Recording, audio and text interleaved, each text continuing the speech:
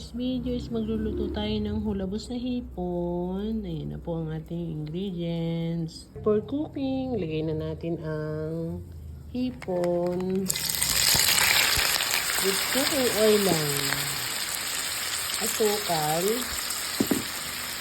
paminta, asin,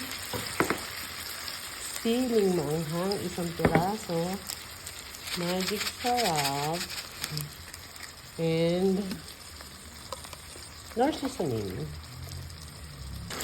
Ayan. Ang konting sasatapakulan lang natin siya ng mga 3 to 5 minutes lang. Ito na po yan.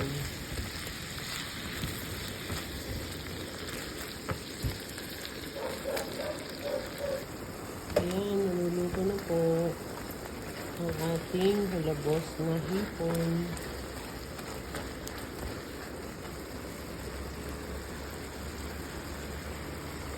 Luto na ang ating hulabos na hipon for lunch. Ayan.